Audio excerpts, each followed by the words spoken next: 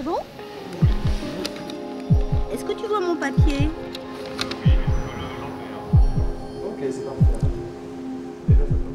Ce qui m'a donné envie de faire ce film, c'est la sensation très aiguë parfois que nous, chorégraphes, nous avons une façon de nous exprimer, de percevoir le monde, d'être en intelligence avec le monde, d'exercer notre intelligence qui est très différente de celle des metteurs en scène de théâtre, par exemple, ou des scénaristes, ou des réalisateurs au cinéma. Et je trouve qu'il est important que cette spécificité apparaisse. Il y a bien sûr eu pas mal de films documentaires sur la pensée des uns et des autres. Il n'y a eu, à ma connaissance, aucun film collectif qui permette justement de dégager une sorte de ligne de force. Et plus j'avance dans les interviews, et plus cette intuition que j'avais que les chorégraphes ont une façon de sentir qui leur est propre, cette communauté de pensée m'apparaît avec de plus en plus d'évidence au fil des interviews. Pour moi, ce qu'est la danse et être chorégraphe, ça serait inscrire dans un volume d'espace-temps une dynamique et un mouvement et une certaine idée de l'attention, une certaine idée de l'attention et physique et de l'attention, j'ai envie de dire, dramatique par rapport au spectateur. Dès le départ, quand on a travaillé sur notre première pièce, on s'est rendu compte qu'elle avait une valeur de réflexion sur le corps brut et le corps présent. Et donc de là est découlé le fait que, bon, d'accord, si on se pose la question d'un corps présent, qu'est-ce qu'il est du corps passé, qu'est-ce qu'il est du corps futur? Et les terminologies corps passé, corps futur ne nous intéressaient pas franchement. Et donc on a mis en place effectivement une réflexion sur le corps brut, pour la première base, le corps mémoire et le corps en devenir. Le rôle de l'intelligence dans votre travail? Le rôle de l'intelligence. Il faut se méfier de l'intelligence. Moi, je m'en méfie un petit peu. Parce que je pourrais, tous les matins, en me rasant, penser que je suis très intelligent. Donc j'évite de me raser tous les matins. Notre première pièce, ça a été génial parce que toute la scénographie de la première pièce est venue d'une connerie d'Annabelle, mais monumentale. Et donc c'était l'antithèse de l'intelligence. On travaillait avec du latex et fait exprès sur le tapis de danse neuf d'un théâtre qui nous accueillait. Annabelle renverse le gros bidon de latex partout. C'est produit chimique avec de l'ammoniac. Et donc on s'est mis à hurler tout ça. C'était terrible. On nettoie, donc on a étalé. On a étalé pour nettoyer tout ça. Et donc ça a été... Ça a séché et ça a donné notre sol en latex. Et ça donnait un sol en latex. Et c'était magnifique, magnifique cette chose-là. Mais ça vient de quelque chose totalement à l'opposé de l'intelligence. Et non mais tu vois, là où on n'est pas intelligent, c'est parce qu'on place des choses et on se contredit nous-mêmes tout de suite. Le beau, c'est l'une des notions pour laquelle ça vaut le coup de se réveiller tous les matins. Parce que le monde est bourré de choses belles, qui sont grandes ou qui sont petites. Et c'est assez physique et sexuel quelque part. Cet endroit où c'est des moments de statu quo où tu ouvres des portes et là tout est permis et bien et le mal ne veulent plus dire grand chose, quoi. Pour moi la danse c'est déjà un domaine d'expression assez fabuleux, ouvert à tous les possibles et qui est je trouve le vecteur le plus évident, le plus premier, le plus spontané au rapport au corps et au rapport à l'expression, un sentiment qu'on va essayer de faire passer.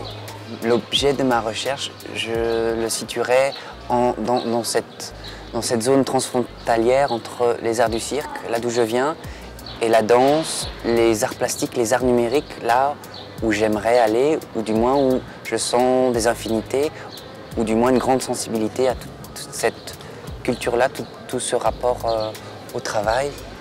Je définirais aussi le travail autour d'une thématique que j'arrive à affiner de plus en plus, qui est la métamorphose du corps. Ce qui m'intéresse, c'est peut-être aussi lié à mon parcours personnel et mon histoire personnelle, mais c'est tout ce rapport de passer les frontières. comment traverser les frontières, comment être passeur et pouvoir communiquer avec d'autres cultures. D'autres cultures, ça peut être aussi dans son propre pays, avec d'autres langages. Donc c'est vrai que je travaille aussi avec, j'aime bien travailler avec des plasticiens, des vidéastes, avec des comédiens, des slameurs, des gens d'autres milieux, pour voir comment justement tous ces corps-là, au-delà de chaque spécificité, se rencontrent. Et aussi la question de l'identité. Qu'est-ce que c'est que l'identité d'un corps? Qu'est-ce que c'est que la culture? Qu'est-ce que c'est que les origines ou la tradition? Et ça m'a beaucoup amené en Afrique du Sud et au Mozambique ces derniers temps, où justement là, les questions d'identité, de quel pays on est, qu'est-ce qu'on porte en soi comme histoire, sont très prégnantes. Et donc tout un travail sur la mémoire aussi, donc la mémoire collective et la mémoire individuelle, de comment jouer avec cette chose-là, c'est-à-dire comment on va chercher au fond de soi des mémoires qui sont, pour moi, des mémoires de notre histoire personnelle de corps incarné, mais peut-être aussi de corps avant l'incarnation, enfin de qu'est-ce qui se passe de l'histoire du monde avant, et je pense que dans nos cellules, on porte aussi ces mémoires-là. En tant que chorégraphe, c'est le déplacement, c'est la vie, c'est l'espace, c'est les sensations, le corps, la transpiration, le sang, les os. C'est l'être humain dans son état le plus fondamental. C'est un langage, c'est un vocabulaire pour moi, autant que les mots. Donc ma recherche est basée sur l'humain, son rapport au monde, qui est important. Et ce que je cherche, comme le rapport qu'on a au monde, il est aussi bien physique que verbal, que dramatique, émotionnel, qu'architectural.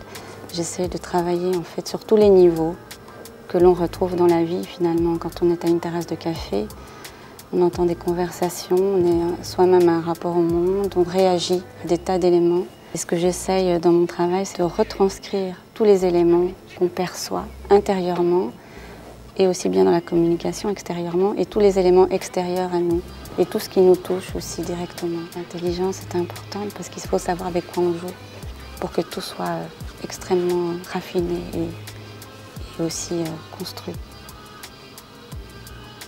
Et c'est un langage complexe dans ce sens-là. Emio Greco, pour vous, qu'est-ce que la danse? Qu'est-ce qu'être chorégraphe?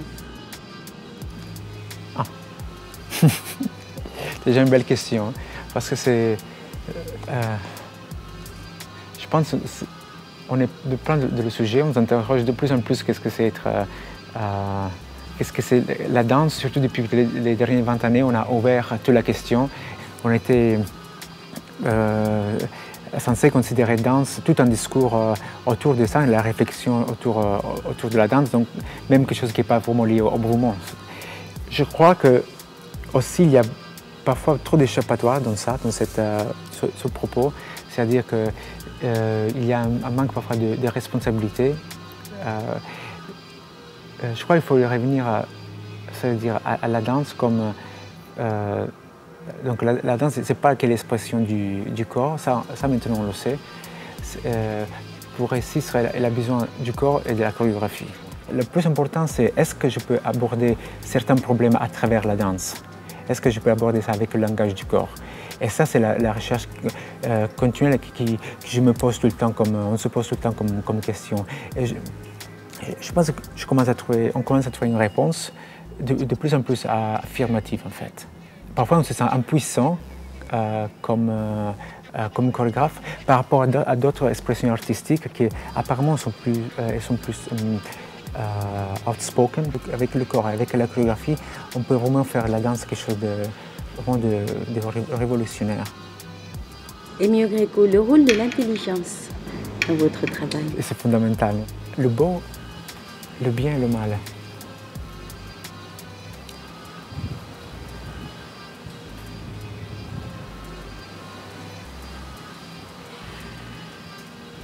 Quoi dire?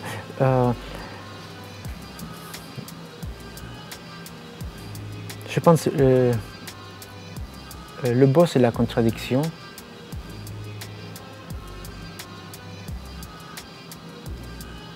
Le bien, c'est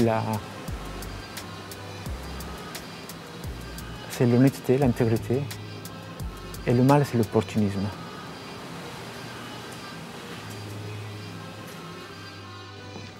Pour moi, je pense que la danse, ce que je cherche dans la danse, c'est une sorte d'impulse.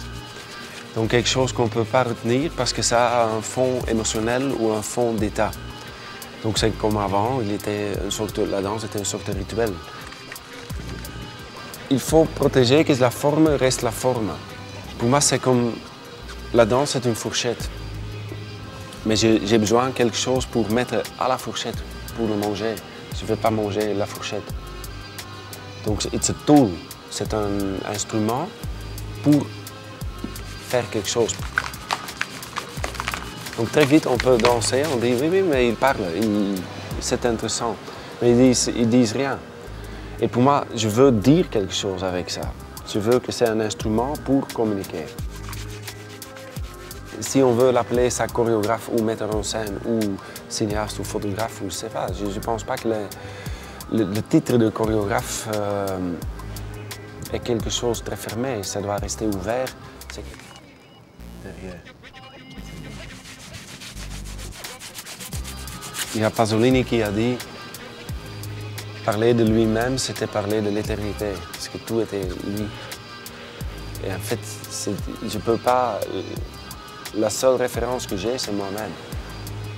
Même si je communique, je peux faire ça. Mais donc, l'objet de ma recherche, c'est mon trou noir dans mes cerveaux qui me fait impulser que je vais faire ça. C'est pas rationnel.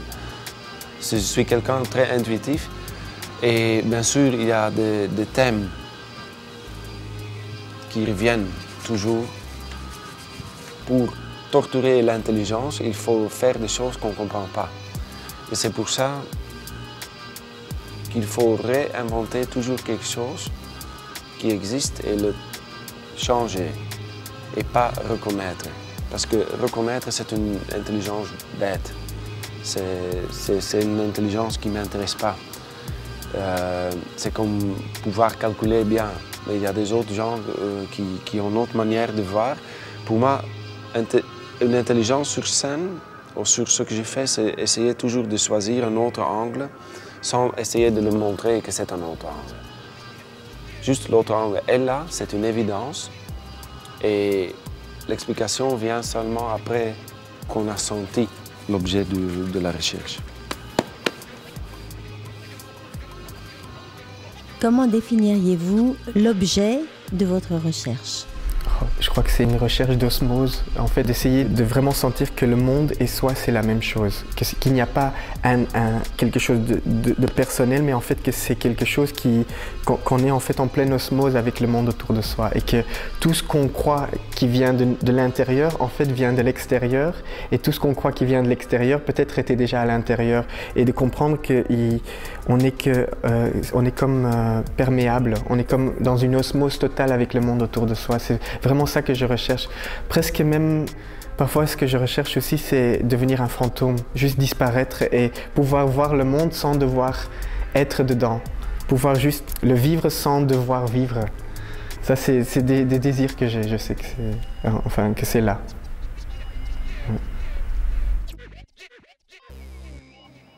J'épure énormément, mon travail est assez épuré, que du mouvement, pur mouvement. Pas forcément très théâtral, vraiment dans le mouvement pur, dans la musicalité du mouvement et aussi dans l'espace. Peut-être si je définis ça de manière très abstraite, ce que c'est pour moi, c'est des mouvements de corps, de personnes dans l'espace, tout simplement. Et d'essayer de voir ce que je peux faire avec ça, en fait. Et d'arriver à des choses qui me touchent. Des qualités de mouvement, des qualités de rythme, des rythmes. J'ai regardé très récemment le DVD L'Abécédaire de Gilles Deleuze. Il y a un moment, il aborde ce sujet où il pense que l'art se trouve justement dans cette zone grise où on ne sait pas trop. On ne sait pas trop où on va et on ne sait pas trop où on est. Pour lui, c'était là où c'était une zone intéressante. Et en fait, il le dit beaucoup mieux que moi, je pouvais le dire. C'est un peu ça aussi, je crois que cette zone grise m'intéresse. J'étais un peu réactionnaire, j'ai fait après l'école, on est un peu en réaction aux choses, un peu révolutionnaire, oui, mais ça, le beau c'est fini, le beau c'est pas ça. Et puis en fait, j'ai l'impression qu'au bout du compte, on cherche tous plus ou moins une certaine beauté. Alors elle se définit différemment chez chacun, ça peut-être. Mais au bout du compte, on cherche une certaine beauté et puis quand elle est là, il n'y a plus grand-chose à dire en fait. Mais j'aime assez, par exemple, que ça soit une définition sociale, que ça soit une définition de la société et que des gens essaient de définir ça, essaient ensemble de définir qu'est-ce que le bien, qu'est-ce que le mal dans une société. Voilà. Et c'est difficile, c'est très difficile de définir qu'est-ce qu'est le bien, qu'est-ce qu'est le mal. Mais ça, ouais. Mais ça, j'aime que ça soit un groupe d'hommes qui essaie de définir ça. Ouais. Pour vous, qu'est-ce que la danse? Qu'est-ce qu'être chorégraphe? Alors, qu'est-ce que la danse? En général, je dis je ne sais pas. Je commence à changer de point de vue. Je crois que pour moi, la danse est de plus en plus un lieu, en fait. Un lieu d'accueil pour des corps qui ont une capacité à inventer de la poésie. Ce lieu qu'on pourrait nommer danse, on va nommer danse, on va dire, est le lieu de toutes les possibilités d'exorcisme et de magie noire contre le néant. Pour moi, ce qui m'importe, c'est que c'est un lieu du mouvement, mais qui doit inclure le mouvement à tous les niveaux, c'est-à-dire une pensée en mouvement, un espace en mouvement, un monde en mouvement, et donc des corps qui participent à ce mouvement, pour dire le vivant, absolument le vivant. Pour moi, c'est une intelligence incroyable de voir un corps chercher comment ça marche, comment ça s'inscrit dans l'espace. Pour moi, c'est de l'intelligence pure. Donc, les projets que je montre sont des réponses à une question que je n'arrive pas à nommer. Donc, je fais des réponses pour m'approcher de la question que je me pose. Je pense qu'il n'y en a qu'une, il n'y en a pas 50 000. Il y a une question et je crois que chaque projet est une mise en forme, donc une réponse à cette question que je cherche en fait. Que je cherche, enfin je la cherche pas, elle est là, il faut bien qu'elle se révèle en fait. Donc je crois que tout mon travail est mon projet de vie est un projet de révélation, mais je parle beaucoup de révélation au sens photographique, c'est-à-dire je pense que tout ce que je fais, je l'ai déjà. Donc le temps du travail ou le temps des projets, c'est de révéler comme si les clichés avaient été déjà faits, maintenant il faut passer dans la chambre. Et en même temps, je crois que mon projet de recherche absolu, c'est de tenter de survivre dans un monde qui ne m'intéresse pas beaucoup, tel qu'il est. Le beau, je pense que c'est ce qui contient le bien et le mal, pour moi, et que le beau est une nécessité pour moi. C'est une nécessité absolue pour redonner redonner une forme, une clé au présent, absolument au présent, tout en incluant en fait tous les archaïsmes possibles. La chorégraphie, pour moi, c'est une manière de réfléchir. Je vois l'art de chorégraphie comme un moyen, un médium où plein de choses viennent ensemble. Ça veut dire la lumière, les couleurs, le gestuel, l'énergie, les pensées, le corps bien sûr, l'expression. J'aime pas le multimédia, ça veut dire côté audiovisuel. C'est un autre art, je trouve, que j'aime pas intégrer dans mes chorégraphies. Ce qui est intéressant dans l'art de chorégraphie, c'est que rien n'est définitif. Alors on doit réinventer et recommencer à chaque fois. Ça donne une énorme impulse nourri par la curiosité. Et ça fait que ça me pousse toujours de plus en plus loin. Même quand on pense qu'on a trouvé quelque chose, ça nous échappe déjà à nouveau. Alors il y a tout comme les molécules, c'est tout en mouvement. L'un nourrit ou détruit l'autre. Le mot essentiel, c'est la transformation. La danse, pour moi, c'est quelque chose, clairement avec le corps humain, mais que je regarde dans une autre vision et je pense avec mes yeux et pas avec ma tête. Et je pense avec mon émotion et pas avec un dialogue intérieur. Moi, j'ai énormément confiance dans l'intelligence du corps. Je crois que c'est des choses qui... Plus on charge le corps, plus il y a une espèce d'instinct de survie, d'intelligence qui se dégage et qui ne peut apparaître que dans le travail sur scène. J'imagine qu'il y a beaucoup de sortes d'intelligence. Et j'ai beaucoup de confiance dans le côté de l'intelligence visuelle et émotionnelle. C'est une intelligence qui est un peu fluide et c'est difficile à définir. Peut-être les philosophes et les poètes peuvent dire quelque chose plus clairement que moi. D'habitude, je trouve que le concept de mon travail après il est terminé, pas avant. D'habitude, dans la scénographie, quelquefois, un concept est créé et toutes les choses, il faut que toutes les choses, la fenêtre, la porte, le tapis, toutes les choses est part de ce concept. Et je travaille un peu à l'envers de ça. Je trouvais le concept à la fin de le travail. Pour vous, qu'est-ce que la scène, qu'est-ce que le spectacle vivant?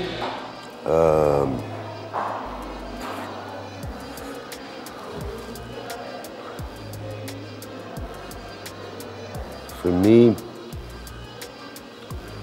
the working on stage, I think the first thing is for me the people I'm working with. People make me work for stage. I write for people, I make choreographs for people. That's the first starting point, because I think the actors or the dancers or the musicians, they give the glance to the performances. They're a nervous cell. In the second base, I think for me, the stage is a given space. It's a given space where I, let us say, redefine the space, re-split the space, redefine the territory. Because I think for me, space, in a given space, the way I, let us say, restructure it, redefine it, that's content. So in the combination of space and the actor and the dancer or the musician, this combination, it's already for me a starting point to tell something. And for me also, in French, you call it l'art vivant. For me it's also important that a theater piece or a dance piece is not a wash machine. It's not a product. It's me and my company, we work every day. It changes all the time. When you see, let us say, when you see L'Histoire de l'Âme the first evening, you see the L'Histoire de l'Âme the fifth evening, it's already 30% changed. So this idea that it's an ongoing process of thinking, an ongoing process of investigating yourself, the work, the actors, the dancers, and it's a me almost a way of living, a way of thinking, a way of behaving. I think all my work is basically about the human body, because I think when you talk about the human body, you talk about politics, you talk about social situation. You talk about philosophy, you talk about erotism, physicality. I think, but the body in its whole. The body is also in its organs, in its body liquids, in its organs. Also, but the brain also is important. I think that's my research in my writing, in my visual arts, in my stage work. I think I'm always looking for, in a sense, a defending. That's a dog, a barking dog. With L'Histoire de l'Âme, it's also a quest, it's also a manifest, in a sense, about the reinstatement of the soul, the reinstatement of crying. So I think all my work is this kind of how we can survive as a human being in the future time, with a new skeleton, with an outer skeleton, with a panzer, but with the refusal of the prothese of technology. I think all my work is basically the writings, the sculptures, the stage work. It's basically the idea, how can we regain the knowledge of our body, how we can regain the material of our body to make a new human body, but with our own material. And also with the quality of the animals. Because for me, animals are the best philosophers, the best doctors in the world. Le rôle de l'intelligence dans votre travail? I think intelligence is overrated. I mean, intelligence is for mediocre artists, I think. What's for me more important, I mean, the reason I create is because I want to go in the terra incognita. I want to go in the fields where I'm not under control with my brain. I mean, the reason I like to make creations, or the reason I like to work with people, with actors and dancers, is because I'm blind. And they guide me. They're very beautiful dogs. They guide me to places where I cannot go. When I'm alone with the drawing or with my mind, they will bring me to things where I cannot find out myself here. And I think art and theater that's only under the control of the brain doesn't reach far enough. And at the same time, of course, what I said, I believe in the brain, I believe in the human capacity. But when art or theater becomes too intelligent, it's too much formulated, it's too much structured. And I think it is good that when my work is finished, a theater play or a theater piece or a sculpture, I want that it talks to me, that it teaches me, that it's more intelligent than me. That means not under control of my brain. And that's for me important. That's the reason I create, to understand, to learn from the work. I think I've got a strong belief in beauty for different reasons. Because I think, first of all, a society without beauty is a society that kills itself. So you have to defend beauty. And for me, beauty is a kind of thing that pulls itself away from every ideology. Beauty contains the color of freedom for me. And I think in real beauty, there is no evil. The real beauty is always good. Because beauty knows the idea of the empathy towards life. I mean, and I'm not talking about aesthetics, because aesthetics is makeup.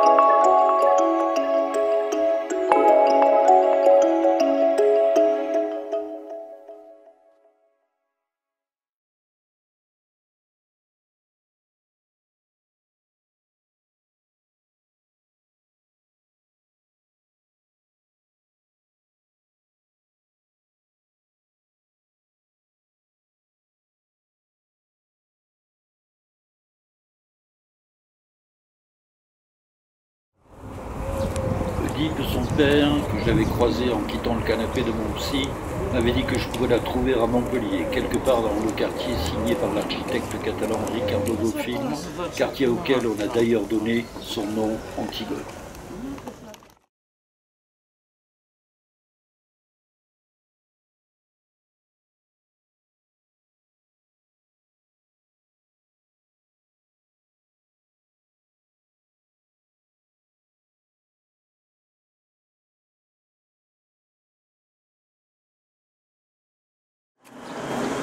Fogg, le Ripi, Deschy, Lanouille, Brecht, Philippe Lacoulabarte, Sorge Chalandon, celles et ceux qui à ce jour avaient écrit sur elle et que j'avais évidemment consulté, pensaient tout comme dit qu'elle devait habiter là, qu'elle devait même s'y sentir comme chez elle. Celles et ceux qui avaient déjà eu l'occasion de la filmer ou de la mettre en scène, les Tsavelas, Cavani, Straub et Huillet, que j'avais également consultés, avait abondé dans le même sens. Karine Saporta elle-même, qui avait signé une choré intitulée Sophocléa, m'avait dit qu'il y avait minimum une chance de la trouver là, ne serait-ce qu'à la médiathèque du coin.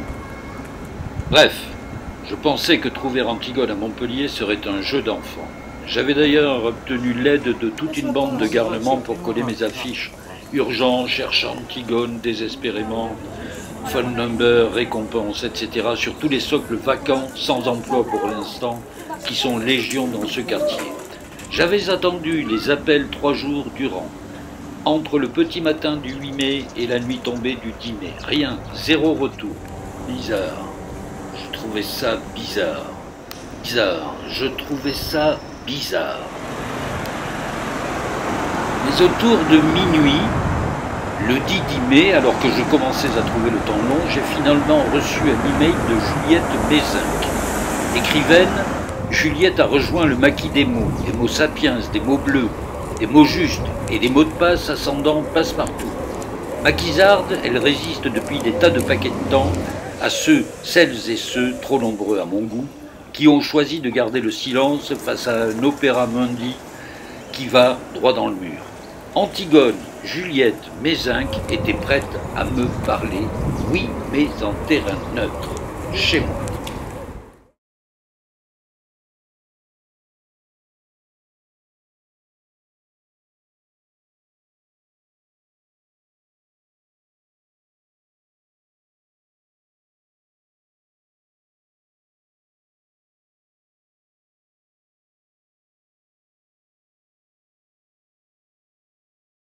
Interview Juliette Mézinc, première. Juliette, merci d'être passée. Merci à toi. Surtout dans la peau d'Antigone. Oui, alors tu me diras les liens que tu as pu faire entre Antigone et moi. Ben, figure-toi qu'en lisant Bernard Stiegler l'autre jour, dans son dernier bouquin C'est quoi penser, penser PAN évidemment à la Derrida, ouais. Stiegler dit qu'il faut des Antigones aujourd'hui pour essayer de remettre un petit peu en question cet état de crise et le réfléchir la crise positivement plutôt que négativement. Voilà, et donc c'est pour ça que j'ai pensé à toi, parce que s'il y a des gens qui aujourd'hui travaillent sur une pensée de l'après, sur une pensée du maintenant surtout, avec beaucoup de distance et beaucoup de brio d'ailleurs, ben, j'ai pensé à toi, voilà. Donc merci d'être passé, mais j'aimerais bien que tu te présentes un petit peu et que tu nous dises comment t'es venu comme ça tout de go l'envie d'écrire, parce que tu écrivais beaucoup, mais tu écrivais surtout pour toi. Et l'envie d'être lu, que ce que tu écrivais soit lu, t'es venu après. Alors j'ai commencé par lire beaucoup, dès l'enfance. Et je continue à lire beaucoup. Je lis beaucoup plus que je n'écris. Ça c'est évident. Après j'ai commencé à écrire très jeune aussi, enfin à l'adolescence en tout cas, pour moi, mais j'avais déjà un petit peu envie d'être lue, parce que j'avais fait lire mon journal à deux amis, deux très grandes amies, qui m'avaient dit mais pourquoi t'écris pas un roman, et je ne me voyais pas écrire un roman. Je savais pas, j'avais envie d'écrire dans l'absolu, mais j'avais pas envie d'écrire un roman ou de la poésie ou quoi que ce soit. J'avais envie juste d'écrire de façon intransitive. Et donc il m'a fallu un moment avant de trouver une forme. Et c'est passé curieusement parce que j'avais arrêté d'écrire, ça me frustrait cette écriture du journal.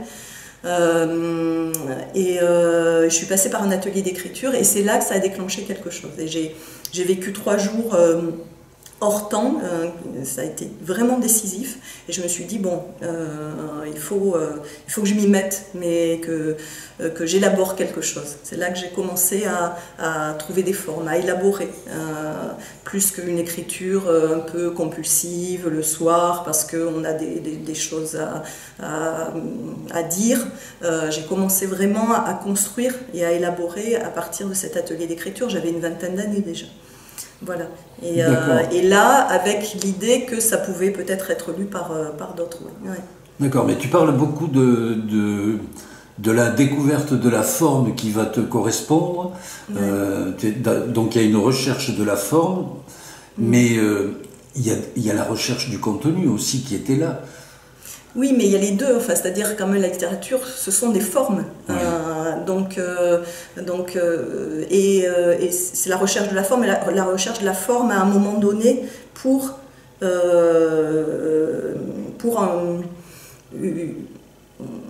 si tu veux, la forme, elle se trouve dans ce que tu as à dire. Enfin, c'est assez compliqué, mais ça vient en même temps, en fait. Ça vient en même temps ou ça ne vient pas, justement. Avoir à dire quelque chose, de toute façon, l'écriture, tu découvres ce que tu as à dire dans l'écriture. Mais c'est des moments où tout à coup, quelque chose se passe, où tu trouves à la fois la forme et ce que tu as à dire, alors que tu ne savais pas au départ que c'était ça que tu avais à dire. Donc c'est un processus, pour moi ça a été un processus long, et c'est toujours en cours d'ailleurs. Mais j'ai vraiment mis du temps avant de passer à la lecture, de la lecture à l'écriture, de l'écriture pour moi à l'écriture, éventuellement pour les autres, même si quand j'écris j'oublie tout le reste, même si j'oublie tout le reste, et en même temps je suis en lien très étroit, je me sens plus que jamais en lien avec le reste du monde quand j'écris. Mais j'oublie le lecteur, j'oublie le regard de l'autre pour gagner en liberté. Le clandestinataire. Oui. C'est vrai que sans ça, tu ne peux pas créer. Si tu n'oublies pas le regard que les autres pourraient porter sur ce que tu es en train de faire. Il faut être à la fois seul avec soi-même et en même temps dans une grande ouverture au dehors, au grand dehors, mais ce dehors que tu as peut-être incorporé. C'est très, très particulier, mais c'est vrai que si tu penses au lecteur, à tel lecteur en particulier, c'est complètement... Oui, c'est ce que me disait Panamarenko, je ne sais pas si tu connais. Non. Oui, un grand artiste qui était considéré à moitié illuminé, et il nous disait, à Karine et à moi, il nous disait... je pense jamais à ce que je suis en train de faire et pour qui je suis en train de le faire. Et je pense surtout pas à la spectacularisation que va être l'exposition de l'œuvre. Je pense comme ça vient. Voilà. C'est ça, il faut vraiment dans ce que tu fais. Complètement immergé dans ce que tu fais, avec des allers-retours, des moments où tu as plus de distance, mais vraiment être avec ce qui advient là. Et c'est ce qui est de plus à la fois passionnant, de plus difficile, parce que c'est un état très particulier. Donc, tu ne nous as toujours pas dit ce que tu avais envie de dire, quoi. Donc, parce que oui, mais il y a eu un moment quand même où tu as senti que ton écriture, le contenu de ton écriture allait vers des choses plutôt que vers d'autres. Est-ce que tu peux nous en parler?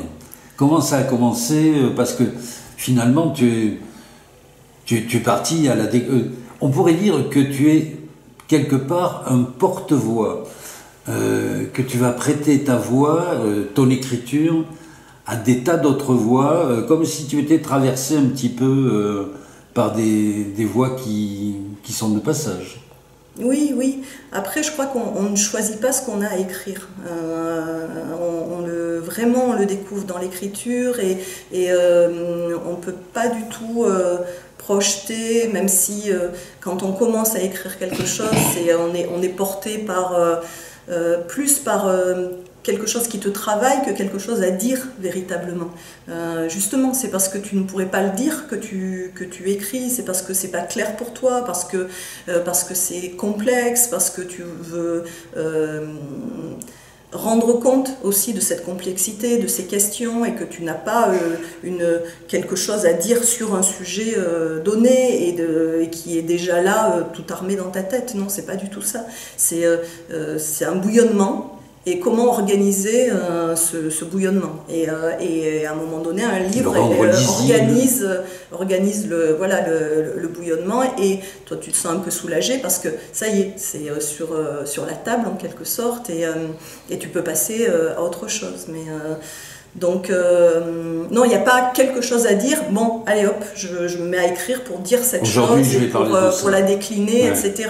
Non, c'est pas du tout comme ça que ça se passe. Pour laisser passer, par exemple, il y avait beaucoup de colère face à l'injustice qui est faite à des gens qu'on empêche de traverser les frontières et qu'on empêche de vivre et de travailler où ils le souhaitent.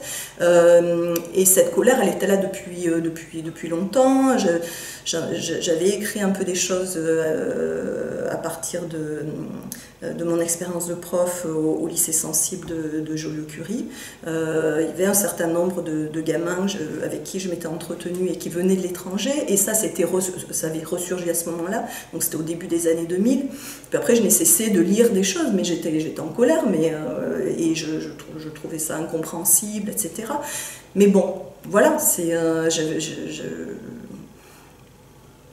Pas plus ni moins, en tant que citoyenne, je m'étais engagée, mais ça ne me faisait pas écrire. Et puis un jour, j'ai lu un article précis qui finissait par la découverte d'une femme encore vivante dans ces espèces de linceuls, des sacs en fait, dans lesquels ils mettent les naufragés. Et ils ont ouvert la fermeture éclair, et puis ils se sont rendus compte que la femme était encore vivante là-dedans. Et pof, il y a un premier texte qui a surgi de ça, que j'ai eu envie d'écrire très vite, tout de suite. Et ça a été le point de départ de Laisser passer, donc un texte très polymorphe, mais sur l'idée de la question de la frontière. Et après, j'ai démarré là-dessus. Mais voilà, c'est tout à coup, pof, quelque chose arrive que tu n'avais pas forcément soupçonné, qui était là, parce que ça me travaillait depuis des années, et l'écriture s'enclenche. Oui, mais il y a quand même un axe politique, je veux dire, rien que le titre « Laisser passer » pour évoquer cette question-là, c'est un véritable tract. Oui. C'est un mode d'écriture qu'on peut dire engagé. Qui est engagé, mais il n'y a pas de thèse, tu vois, où il n'y a pas, voilà, j'ai quelque chose à dire, donc je vais produire... Tu vois que tu as quelque chose à dire. Oui, mais je ne me dis pas j'ai ça à dire, parce que encore une fois, je ne sais pas quand je commence. Et non, c'est pas... Je déteste les romans à thèse où je sens... Dès le départ, ou le théâtre, où je sens dès le départ le positionnement et ce qu'il va falloir penser à la fin ce qu'on nous donne à penser en quelque sorte. J'espère ne pas faire des textes qui donnent à penser dans le sens qui ouvre, mais c'est pas du prêt-à-penser, enfin je l'espère. Voilà. Donc le livre n'est pas un produit fini. Ah bah, de toute façon, c'est jamais fini. Quand tu le relis, tu te dis, ah, tiens, on pourrait... c'est ça aussi qui peut être intéressant avec le numérique, c'est que tu peux y revenir beaucoup plus facilement, alors qu'un texte papier, il est un peu figé dans un état dont tu t'es dit, bon, voilà, là j'arrête.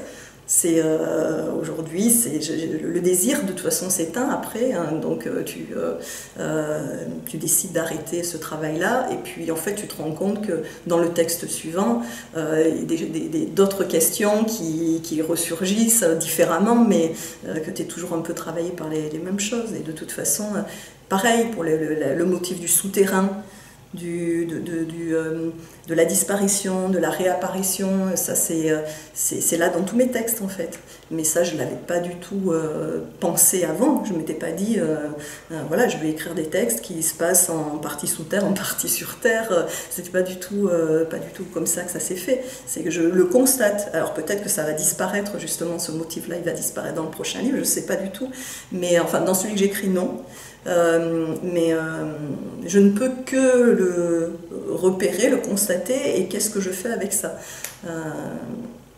C'est pour ça qu'il y a beaucoup de choses qui t'échappent en fait. Quand tu écris, je crois que tu écris surtout avec tout ce qui est là sans que tu le saches, et c'est ça qui est passionnant d'ailleurs. Sinon, moi, ça ne m'intéresserait pas du tout de me dire « Ah ben tiens, d'avoir quelque chose déjà en tête », de savoir ce que je vais dire et juste de le rédiger. Pour moi, c'est rédiger ça.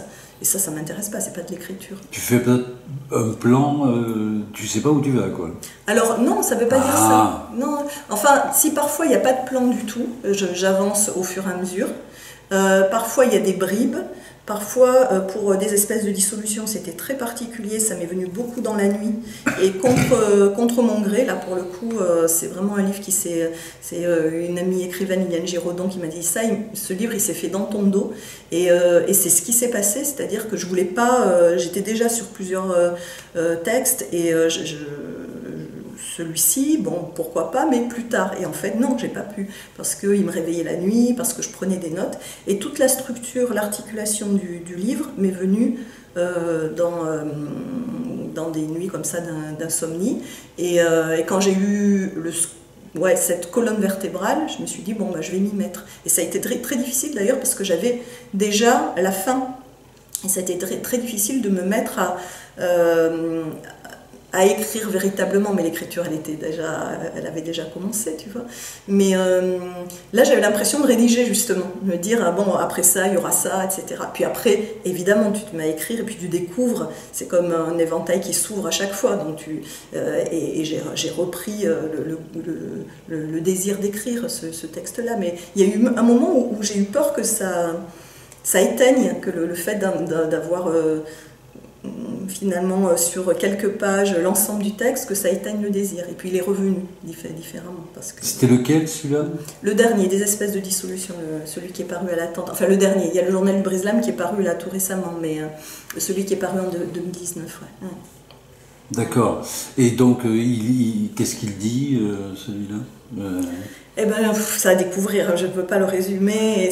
Encore une fois, écrire, c'est justement dire autrement, et donc l'écriture, elle donne accès à quelque chose que tu ne peux pas dire, qui est vraiment pas du tout de l'ordre de la discussion, qui est pas, et c'est comment trouver une langue qui est une langue autre, qui n'est pas cette langue conventionnelle, pour dire ce qui ne peut pas être dit dans le langage courant, quoi. C'est Proust qui a eu cette phrase magnifique dans Contre Sainte-Beuve, il dit « Tous les beaux livres sont écrits dans une sorte de langue étrangère ».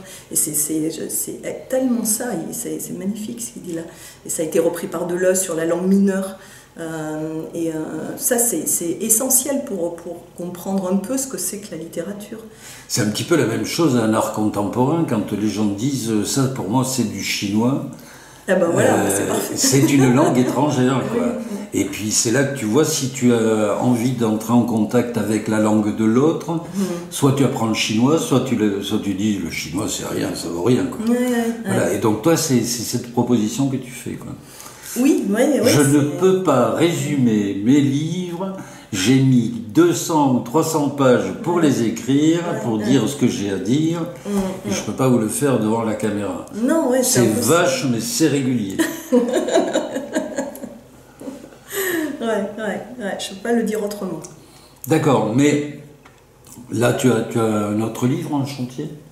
Oui, alors des espèces de dissolution, c'est vraiment à partir d'un territoire, le plateau ardéchois.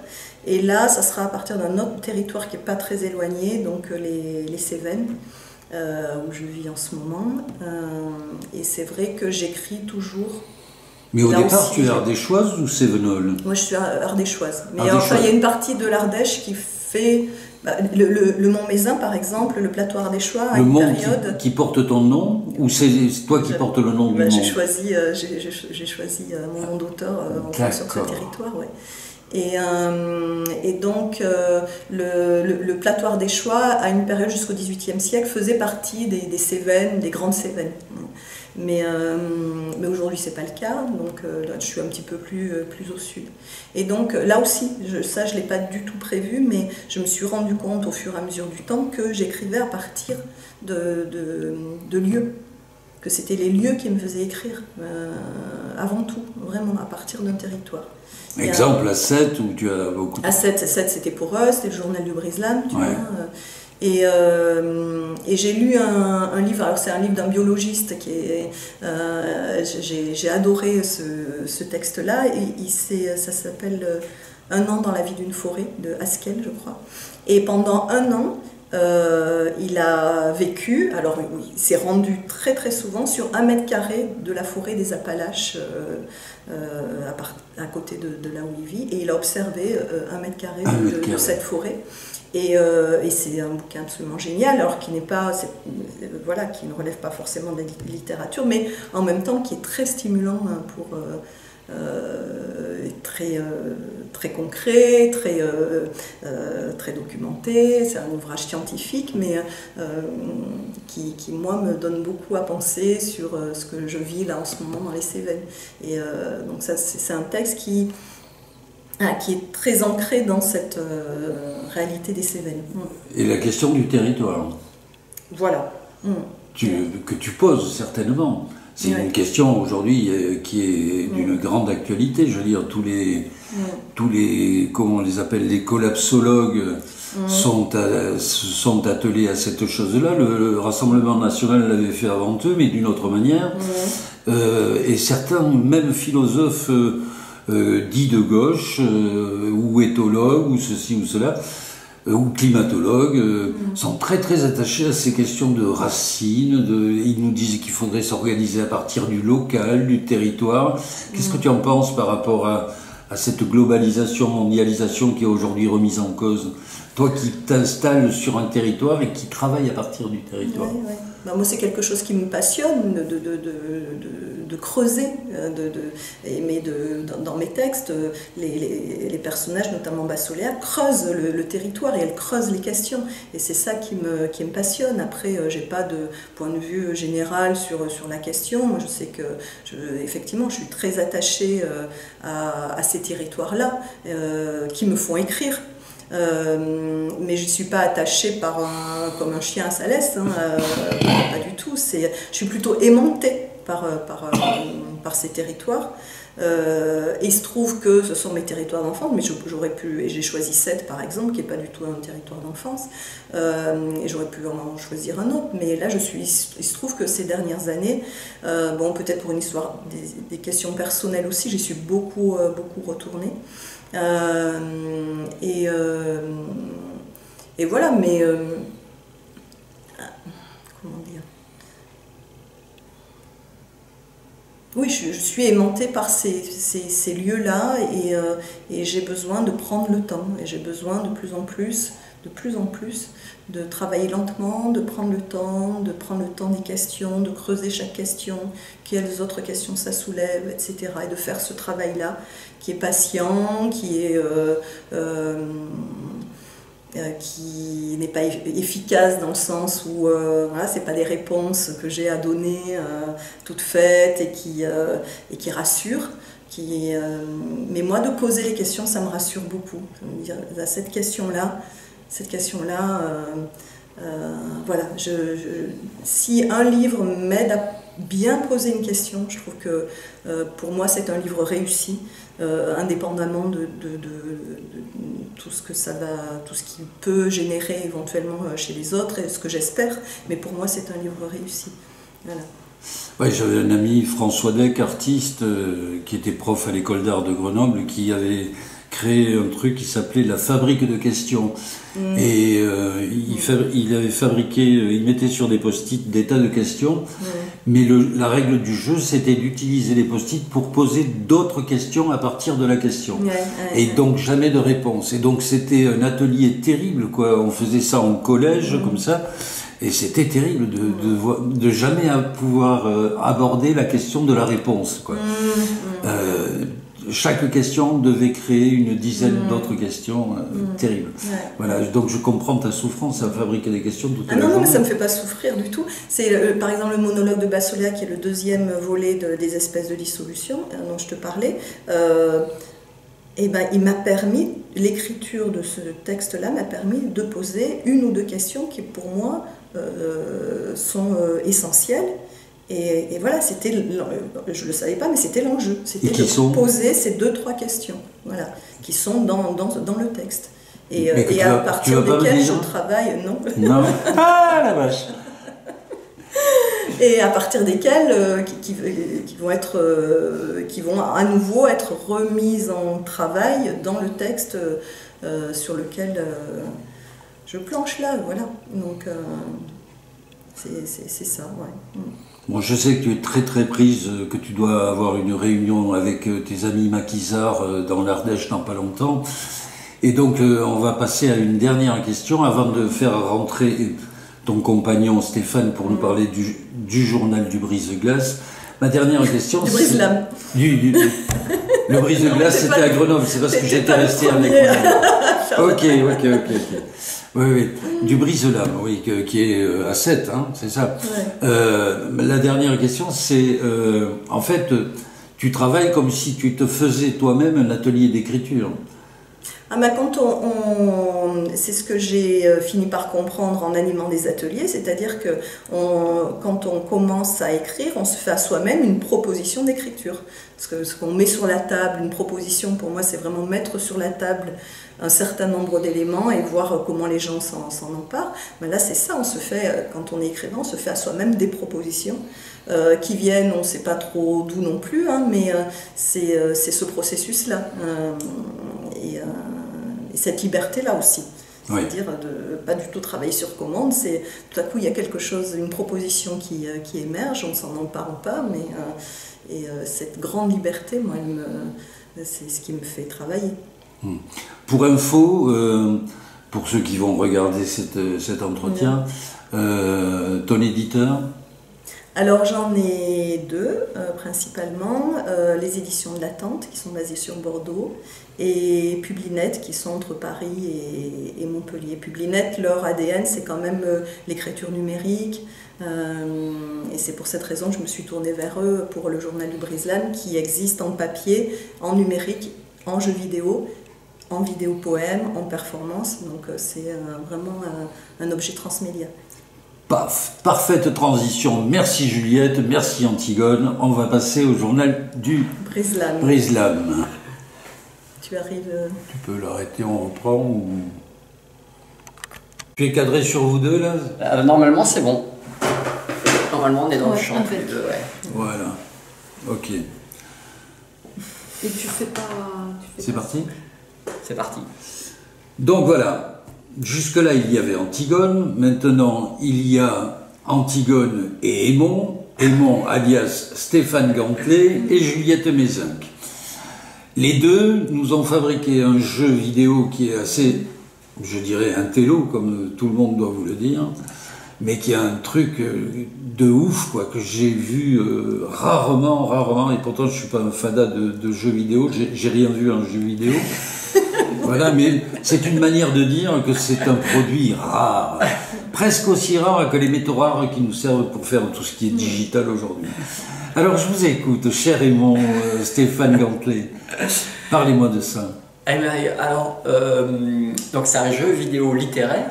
Donc nous, on a baptisé ça un FPS littéraire. FPS, donc ça désigne un certain type de jeu. C'est pour First Person Shooter. Donc on est, nos yeux, c'est la caméra, et on se balade dans un espace virtuel en 3D, donc en volume.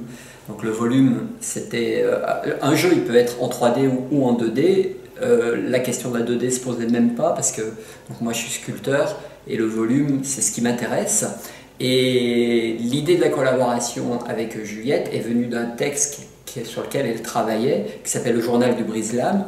Donc le Brise-Lame de Sète existe, c'est une digue, c'est une île en fait, qui protège le port des tempêtes et de l'ensablement, qui fait 3 km de long, qui a été construite à plusieurs époques et qui regroupe tout un vocabulaire sculptural de formes, propre à 1900, propre à 1980, selon les différentes époques où il a été remanié, avec des tétrapodes, des acropodes, des formes qui sont assez spécifiques, et surtout un territoire, un lieu, avec un mur de 6 mètres, un côté ville où on a la ville de Sète en face, tous les bruits du port, les bruits de la ville, et dès qu'on passe de l'autre côté du mur, la ville disparaît, et là on est en mer. Voilà. Et on a d'énormes blocs qui font des tonnes, qui permettent de briser les vagues. Donc c'est un endroit où on a commencé à aller, qui est accessible qu'en bateau, et où les Sétois vont très régulièrement, s'installent l'été, font des mouclades, vont se baigner, etc. Donc il y a toute une vie à cet endroit-là.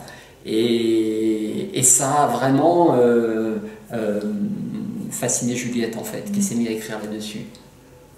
Et j'ai imaginé que le Brise-Lames avait une voix, voire plusieurs voix, qu'il pouvait tenir son journal ou son carnet de bord. Et comme il a 2 siècles, il avait pas mal de choses à raconter. J'ai imaginé qu'il rêvait. Donc, voilà. Et puis qu'une femme arrivait aussi sur ce Brise-Lames et qu'elle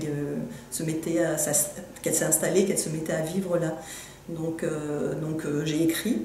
Et puis on a été invité avec Stéphane à faire une performance à partir de la dernière partie, qui est un montage de paroles de migrants justement, enfin de migrants, après à partir de plusieurs livres, notamment La misère du monde de Bourdieu, Pourquoi êtes-vous pauvre de Volman, et puis un livre de la Cimade aussi. Et j'avais fait un montage de plein de bribes que j'avais recueillies à l'époque. On nous a proposé pour un festival qui s'appelait Chercher le texte de faire une performance à Beaubourg dans le cadre d'un festival vraiment où il y avait beaucoup de pays représentés. Et juste avant nous, il y avait un jeune Australien qui présentait un travail à partir d'un jeu vidéo.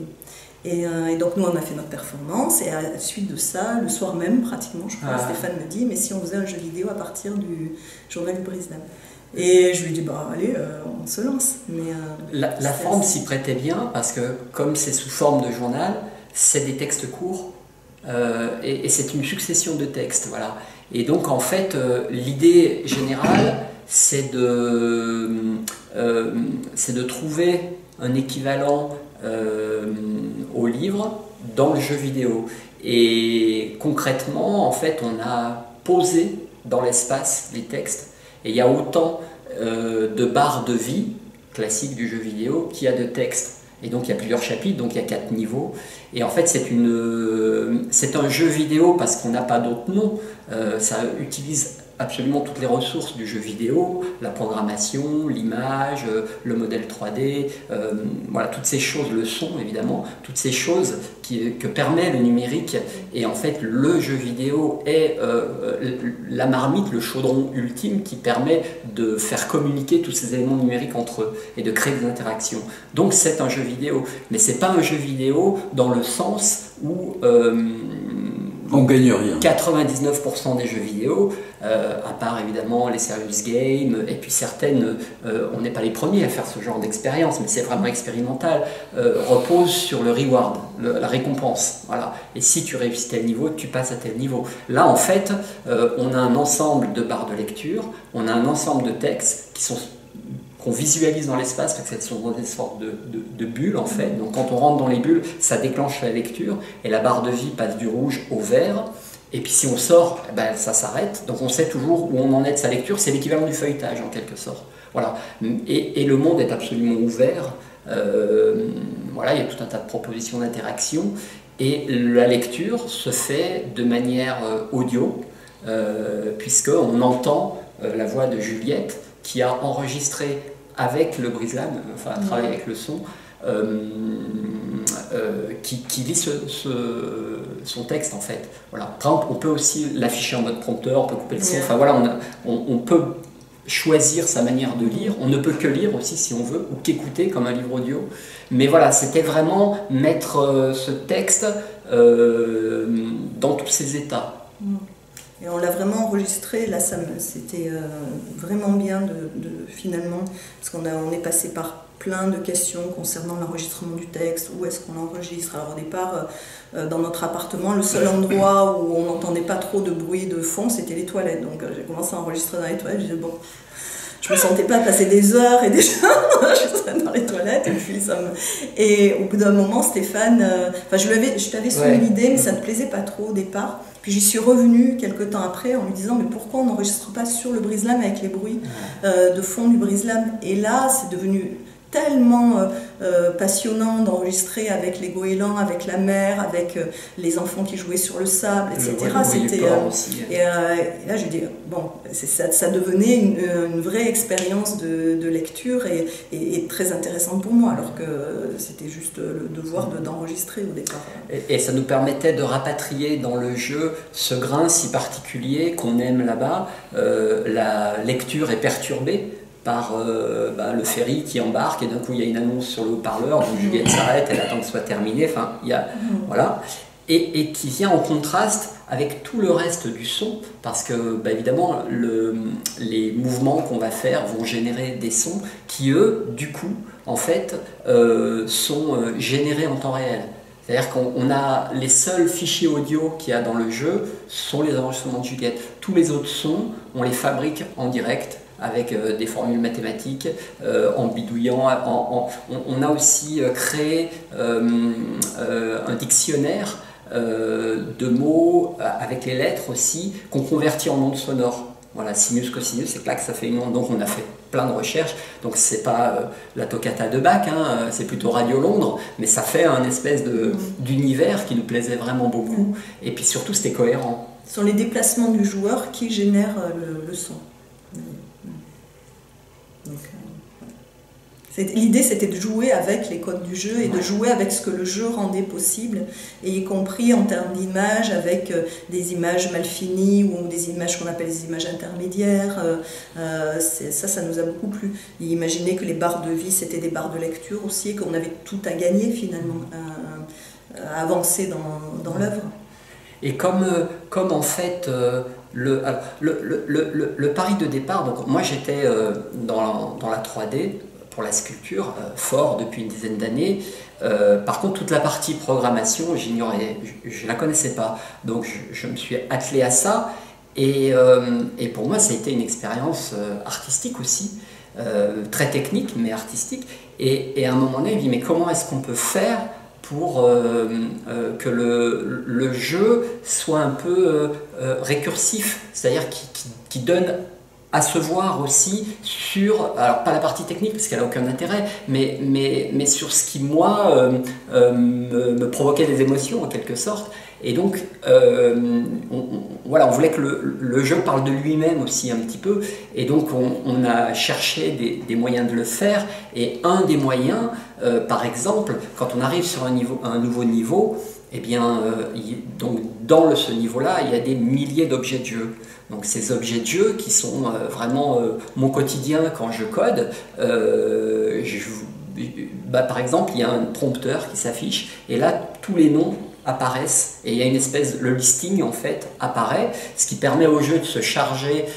Ça prend du temps, il y a un retour visuel, donc on comprend qu'il se passe quelque chose, et on donne à voir en quelque sorte, sans afficher à l'écran du code que personne ne comprend, quelque chose, voilà, parce que les objets, ça peut être des cubes en béton, donc ils sont nommés de manière à ce qu'on puisse les identifier, et il y a une espèce de sens, quoi. On peut éventuellement comprendre que voilà, derrière il y a toute pas une chimie, mais en tout cas une mécanique, et qu'on voit un petit peu les bielles tourner, quoi.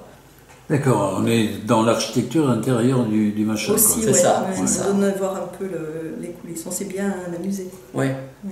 Ah oui, c'est la partie du jeu où c'est un produit à part, c'est un exosquelette du jeu qui... C'est dans le jeu. C'est dans le jeu. Hein. Tu parles du vidéopoème. Oui. Ah, ça c'est autre chose. Ouais, ça c'est en parallèle du jeu. C'est-à-dire que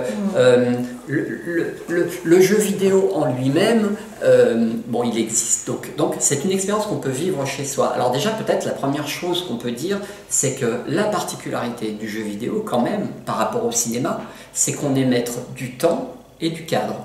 On n'est jamais maître du cadre. Au cinéma, c'est le réalisateur qui est maître du cadre et du temps. Il raconte une histoire avec un rythme qu'il choisit. Voilà. Là, si je ne bouge pas la souris, il ne se passe rien. Si je bouge la souris à droite, je vois à droite. Les images sont calculées en temps réel. Elles n'existent pas a priori. Et du coup... j'ai perdu le fil.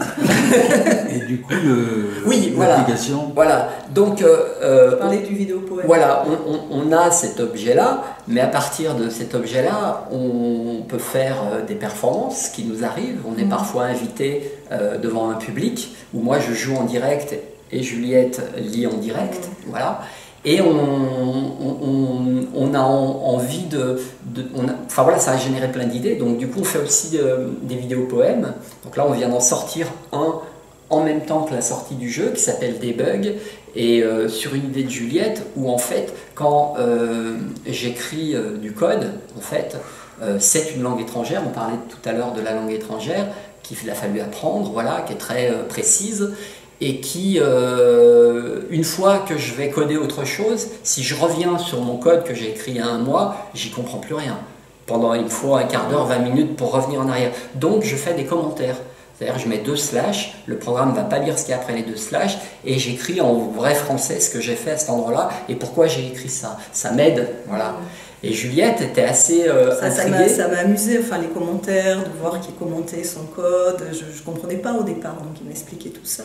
Je dis mais j'aimerais bien commenter ton code, commenter aussi tes commentaires, enfin voir ce que je pourrais faire avec ça. Ça m'a plu et j'ai commencé sur un script particulier qui permet de déplier la mer à un moment donné.